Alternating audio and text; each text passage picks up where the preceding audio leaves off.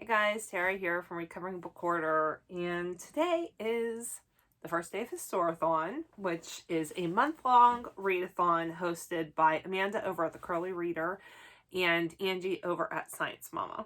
This is a readathon that focuses on historical fiction. There is a 9-square bingo board that I'm going to put right here. And it has 9 prompts, one of which is a group read. So today I'm going to bring you my TBR for Historathon. And I also plan on vlogging each week for Historathon for whatever I'm reading of those books. That's my goal anyway. We'll see. All right, so I'm going to go through each of the prompts. I'm going to stop at the top. I'm going to start at the top left hand side of the bingo board and just kind of go and then S around. Anyway, I'm just going to go through the prompts. Okay, so the first prompt is a book set in a place you have visited. So for that one, I have chosen The Dollhouse by Fiona Davis. This takes place in New York City, which I have been to. And this is adult timeline. I just did this for a chapter in December during Vlogmas. And it focuses on the Barbizon Hotel, which a lot of like movers and groovers, like women, female models and actresses and stuff like that used to stay there, live there, that kind of thing.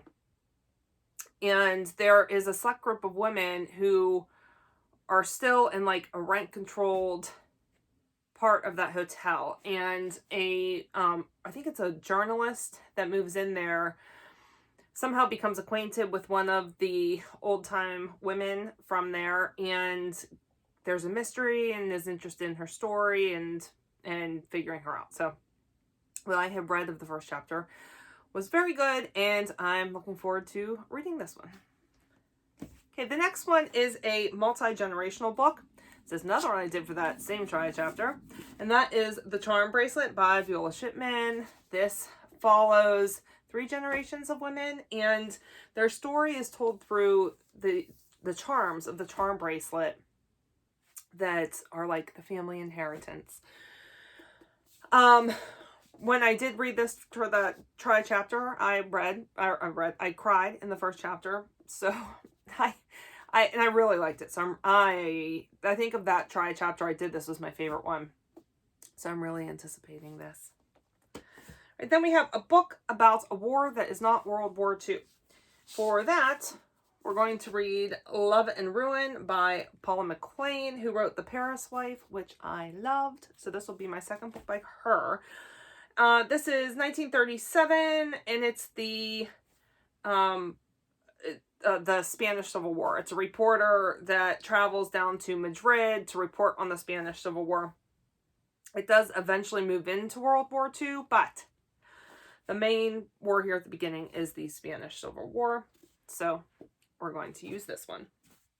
All right, a book by a diverse author. I have a new release for that I am really excited about. And that is The Yellow Wife by Sadiqa Johnson. And this follows a woman who's born into slavery, and her mother is beloved by the master, the slave master, because she is a medicine woman.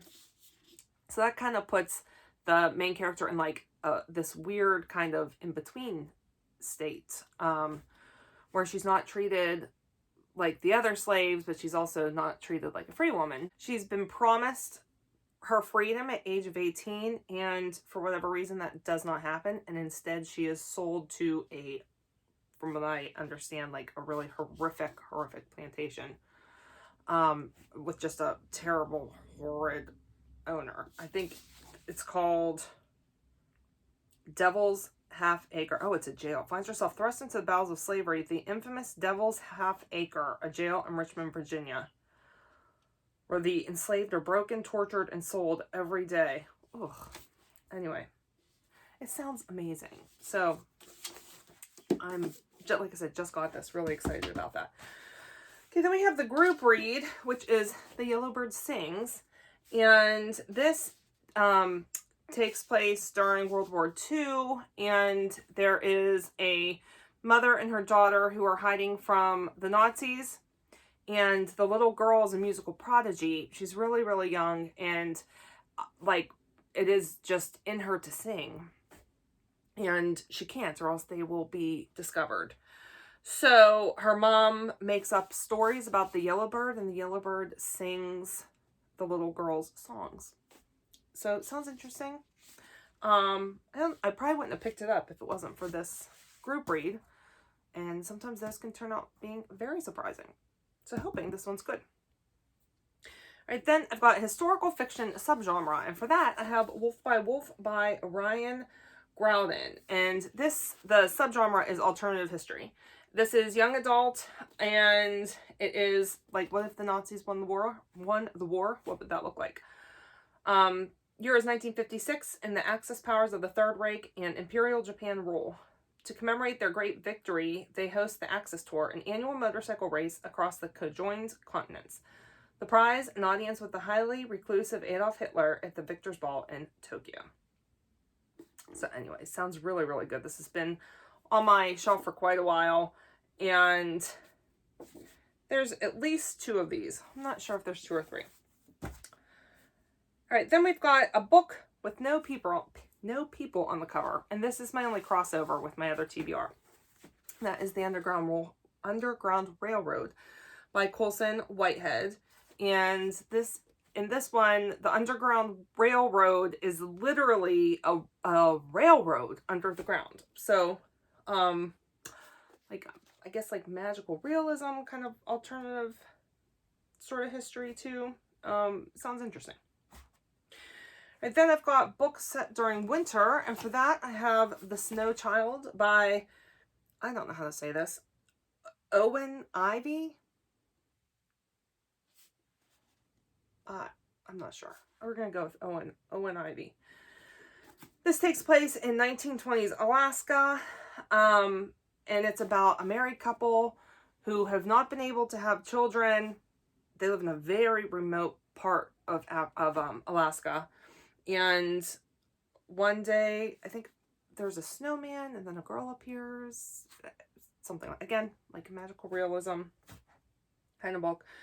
And then the last one is a book with a person's name in the title, and for that we have Stella Bain by Anita Shreve. And I think I read one other book by her, and I really liked it. I can't remember which one it was now, though. But this is an epic story set against the backdrop of World War I, of a woman searching for the secret of her identity. Lots of fun. So, that's my Historathon reading list. Are you participating in Historathon?